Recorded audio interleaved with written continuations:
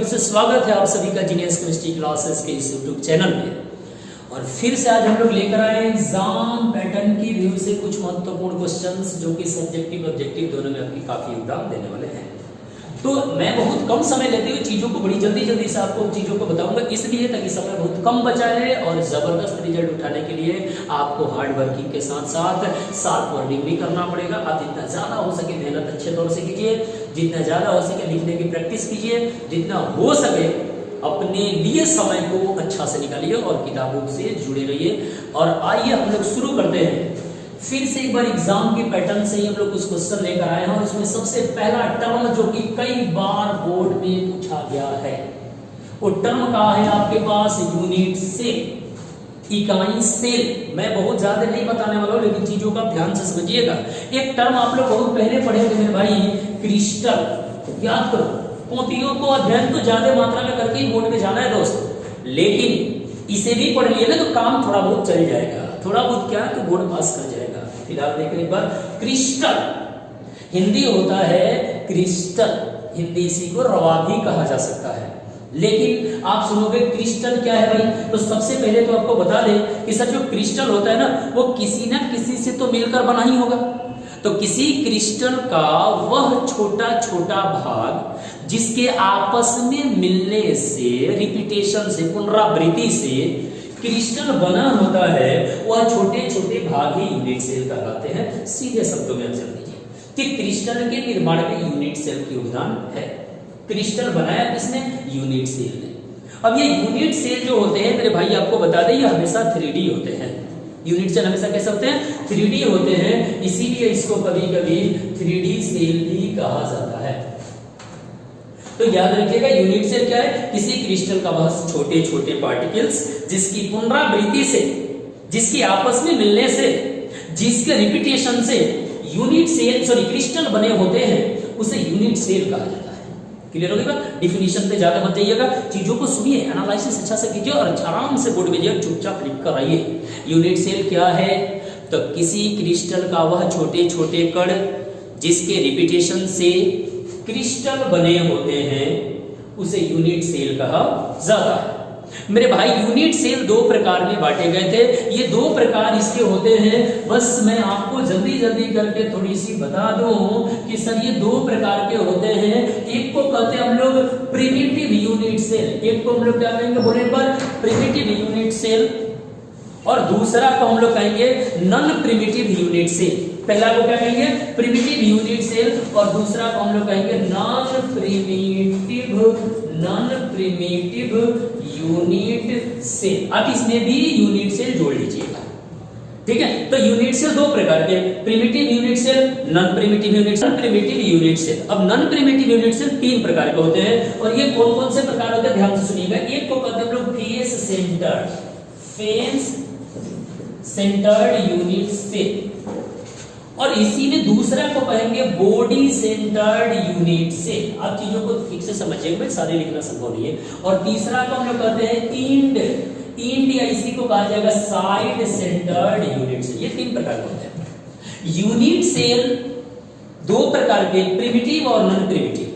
Primitive को ही cubic cell कहा गया है, प्रिमिटिव को ही क्यूबिक यूनिट सेल कहा गया है। और नॉन प्रिमिटिव यूनिट सेल को तीन भागों में बांटा गया, face centred unit cell, body centred unit cell and end centred unit cell.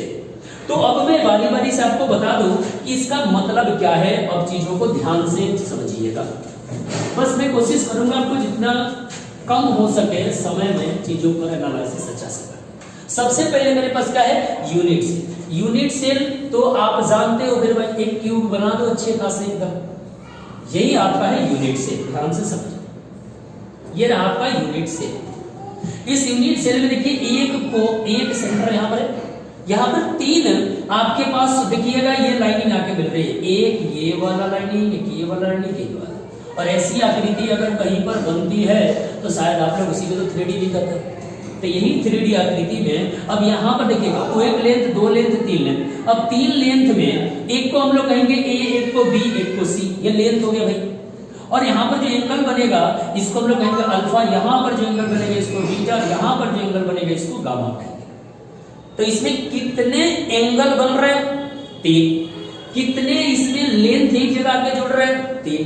तो टोटल लेंथ पूछा जाएगा आपसे, कितने कॉर्नर? 1 2 3 4 5 6 7 8। मतलब यूनिट सेल में कॉर्नर की संख्या 8 हो गई। यूनिट सेल में कोर की संख्या, किनारा कोर की संख्या गिन लीजिए 12 होगी। 1 2 3 4 5 6 7 8 9 10। एक कहां छूट रहा है? 11 12। 12 तो हो रहा है ना कोर की संख्या। और इसी तरह से फेस की संख्या थोड़ा देख लीजिए एक बार। फेस मैंने सतह, मेरे पास कोई टर्म, अच्छा ठीक है, ध्यान से इस चीज को ध्यान से देखिए। ये समझिए यूनिट सेल है, कुछ देर के लिए समझ लो, ठीक है भाई। इससे अच्छी आकृति मुझे ये नजर आ रही है, देखिए ये कुछ देर मान लीजिए यूनिट सेल। एक ये सरफेस हुआ, एक ये वाला सामने सामने जो ये आकृति दिख रही है, इसी को हम लोग सरफेस कहते हैं, इसी को फेस भी कहते हैं। तो इसमें आप देखिएगा ना, तो फेस की जो संख्या होगी, इसमें फेस बनेंगे 6। फेस कितने बनेंगे? 6। कोर कितने बन रहे हैं? 8 गो। सॉरी कॉर्नर कितने बन रहे हैं? 8 गो। कोर कितने बन रहे हैं? 12 गो। फेस बन रहा है 6 गो। यहां तक तो दिक्कत है। लेकिन आपको जो टर्म दिया गया है वो ये दिया गया है कि क्यूबिक यूनिट सेल और face centered, body centered, end centered, इन लोगों में की जो आकृति होती है उसमें एटम कहां-कहां जुड़े होते हैं, अलावे भी। तो कॉर्नर तो सब में है, सारे कॉर्नर पे एक एक एटम तो भाई अवेलेबल सबके पास होंगे। अब अलावे कहां-कहां आ सकते हैं, तो ये देखिएगा। अगर आपके पास कोई यूनिट सेल है, ध्यान से समझ लीजिएगा तो बेहतर तरीके से समझ में आएगा। अगर किसी यूनिट सेल में केवल कॉर्नर पर ही एटम उपस्थित है, तो आप समझ लीजिएगा कि उस प्रकार के यूनिट सेल को क्यूबिक यूनिट सेल कहेंगे। केवल और केवल एटम कॉर्नर पर होगा तो क्यूबिक बन जाएगा। लेकिन अगर इसी क्यूबिक सेल में साइज छोटा होने लगा, अगर यूनिट सेल में एटम फेस पर भी आ जाए, तो सर फेस की संख्या कितनी है? 6 है। तो 6 को दिखाइए, 1 2 3 4 5 6। ये 2 एक साथ क्यों दिखा रहे हैं? क्योंकि अब इसके पीछे वाला तो आपको दिख नहीं रहा है, तो यहीं पर मैं 2 अगर एटम दिखला दूं तो आप समझिए एक आगे वाला के लिए और एक पीछे वाला के लिए, और बाकी सारी चीजें तो आपको दिख रही है अच्छे से। तो जब वैसा यूनिट सेल जिसमें एटम 8 कॉर्नर के अलावे 6 सरफेस पे भी रहते हैं, तो उसे हम लोग फेस सेंटर्ड यूनिट सेल कहते हैं। मतलब 8 कॉर्नर पर तो होगा ही, साथ ही साथ इसमें हो गए 6 सरफेस पर, इसी को कहेंगे फेस सेंटर्ड यूनिट सेल। आप चीजों को लिख लीजिएगा अच्छे से। एक और आपके पास यहां पर मैंने लिखवाया बॉडी सेंटर्ड। ये बॉडी सेंटर्ड क्या होता है, ध्यान से सुनिए। ये रहा आपका यूनिट सेल, 8 कॉर्नर पर तो हर हाल में रहेंगे, सोचना नहीं है। वैसा यूनिट सेल जिसमें एटम 8 कॉर्नर के अलावे एक बॉडी के सेंटर में उपस्थित रहते हैं। बॉडी के सेंटर में एक ही एटम उपस्थित होगा, सेंटर में होगा, तो इसका नाम हो जाएगा बॉडी सेंटर्ड यूनिट सेल। और एक अब आपसे पूछा जाए इंड सेंटर्ड क्या होता है, इंड सेंटर्ड क्या होता है, तो कह दीजिएगा कि वैसे यूनिट सेल जिसमें एटम 8 कॉर्नर के अलावे 2 फेस के अपोजिट फेस पर उपस्थित होते हैं। अपोजिट का मतलब क्या समझ रहे हैं आप, कि एक इस फेस पे होगा तो दूसरा एटम ठीक इसके पीछे, बाकी किसी फेस पर एटम नहीं होंगे, 8 कॉर्नर पर होंगे। तो एक इस पे और ठीक इसके एक अपोजिट डायरेक्शन में। तो जब सेम अपोजिट डायरेक्शन पर 2 अलग से एटम उसी यूनिट सेल में आने लगे, तो आप समझिएगा उसको कहते हैं इंड सेंटर्ड यूनिट सेल। यहां तक दिक्कत है?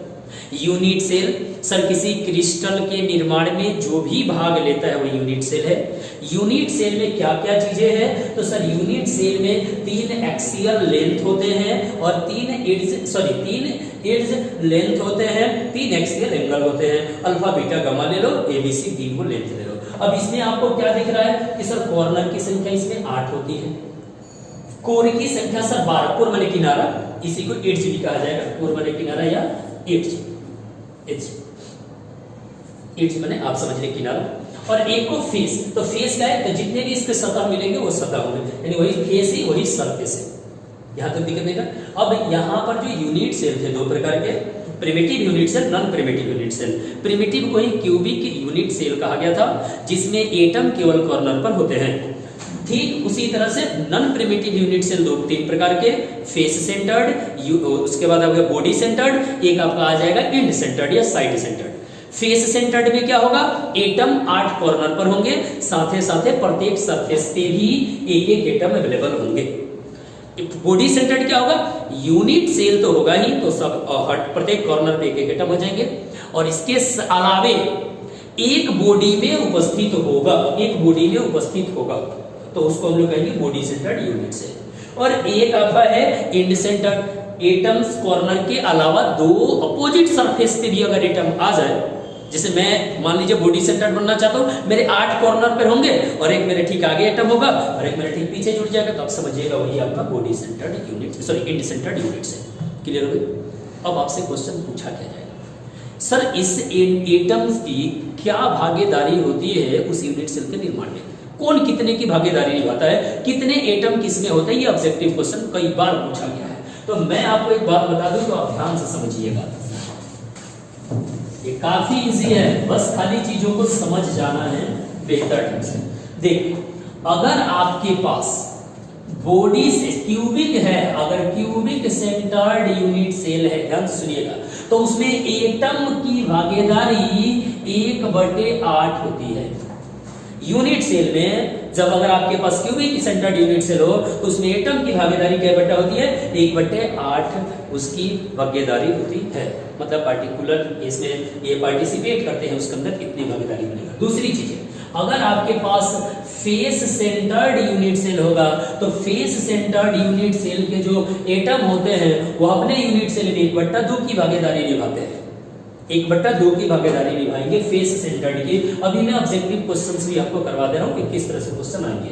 तीसरा आपके पास क्या है, बॉडी सेंटर्ड। अगर बॉडी सेंटर्ड हो तो उसमें जो एटम भाग लेते हैं ना, वो एटम मात्र आपका 1, उसकी भागीदारी मात्र 1 होती है।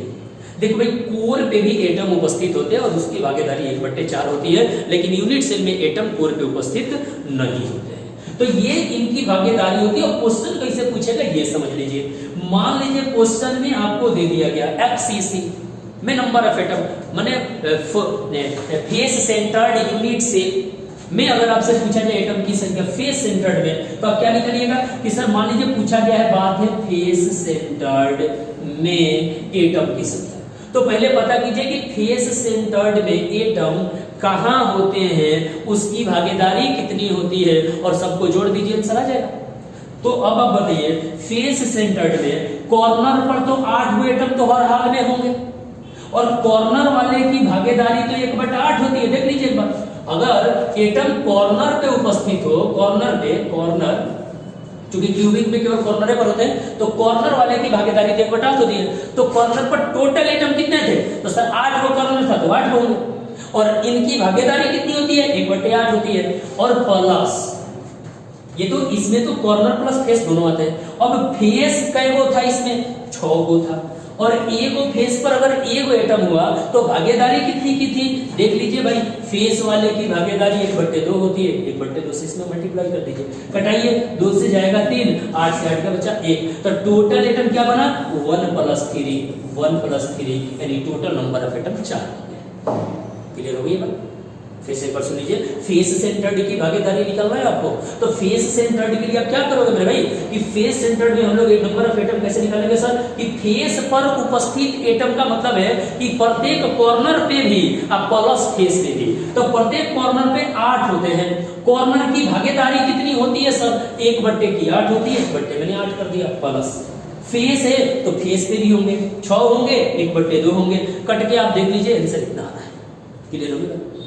ठीक इसी तरह से अगर मान लीजिए कोई कह दे कि सर बताओ क्यूबिक यूनिट सेल में एटम की भागीदारी कितनी होगी, नंबर ऑफ एटम कितने होंगे, तो आप कैसे निकालिएगा, नंबर ऑफ पार्ट के लिए नंबर ऑफ एटम क्यूबिक में, तो सर क्यूबिक में टोटल एटम होते हैं कॉर्नर पे 8, और भागीदारी होती है 1/8, तो कट के 1 आया ना सर, यानी याद रखिएगा क्यूबिक यूनिट सेल को ही एससी भी कहा जाता है और एससी में नंबर ऑफ एटम की संख्या ए भी लेते हैं, यानी इसी को जेड भी कहा जाएगा। कितने एटम पार्टिसिपेट कर रहे थे, तो सर एक, सर ठीक है चलिए। दूसरा एफसीसी का निकाला आपने 4 है, इसी तरह कोई करा ना भाई बीसीसी में निकालो, बीसीसी में नंबर ऑफ एटम कितने होंगे, तुम करना पहले बताइए बीसीसी में, बीसीसी है क्या। तो सर सबसे पहले तो आप जानते हैं कि एटम के कॉर्नर पे 8 एटम होंगे, उसको तो लेना है, पर इसमें 8 एटम की भागीदारी कितनी होगी, तो सर 1/8 होगी, क्योंकि बात कॉर्नर वाले की 1/8 होगी प्लस। उसके बाद बॉडी के सेंटर की बात चल रही है, तो बॉडी में एटम कितने इसमें होते हैं, 1 होते हैं, बॉडी सेंटर में 1 एटम बॉडी के भीतर सेंटर में था। और सेम बॉडी सेंटर की भागीदारी कितनी होती है, अभी आपने देखा था 1 होती है, बॉडी सेंटर की भागीदारी देख लीजिए कितनी होती है, 1 से मल्टीप्लाई, इसका 8 भागीदारी है 1/8 से मल्टीप्लाई। अब मल्टीप्लाई से कटेगा तो देखिए 2 से 8 से गया बना 1 और 1 का 1 इक्वल टू 2, एक ये और एक ये मिला के 2। Total number of atom BCC में कितने मिलेंगे आपको, 2 मिलेंगे। क्या बोलिए यहाँ तक किसी को दिक्कत है? सर इंड सेंटर्ड बता दीजिए, सर एक और बच गया है इंड सेंटर्ड में नंबर। देखो मैं उम्मीद करता हूँ कि आप इसे बस देख के ही समझ जाओगे निकालना कैसे। इंड सेंटर्ड मेरे भाई, इंड सेंटर्ड तो यही ना था कि एक यूनिट सेल लेंगे, यूनिट सेल के 8 कॉर्नर पे एटम को दिखलाएंगे, 8 कॉर्नर के अलावे 2 एटम फेस के अपोजिट डायरेक्शन पे खड़े होंगे। तो क्या हो जाएगा भाई, पहले तो यूनिट सेल है क्योंकि 8 कॉर्नर पे है, 8 को लेंगे, 8 कॉर्नर वाले की भागीदारी 1/8 होती है प्लस। उसके बाद इसके इंड सेंटर्ड, यानी इंड सेंटर्ड की भागीदारी आपने अभी पीछे तो पढ़ा था ना, इंड सेंटर्ड वाले की भागीदारी होती है 1/2। कितनी होती है, 1/2। अब 1/2 मतलब टोटल एटम इंड सेंटर पे कितने हैं, 2 है भाई, और इसकी भागीदारी है कितनी, हाँ 2। कट के कितना आया, यहां से 1 बना, 1 है, या 8 से 8 कटा, 1 है 2 बना। क्लियर हो गया बात? इस तरह से क्वेश्चंस को आपको सॉल्व करना है। तो क्या भाई इतनी चीजें आप समझ पाए हैं अच्छे तरह से, पक्का? तो मैं मानता हूं कि आप चीजों को समझ चुके होंगे। चलिए हम लोग नेक्स्ट टॉपिक की तरफ चलते हैं कि नेक्स्ट क्वेश्चंस आपको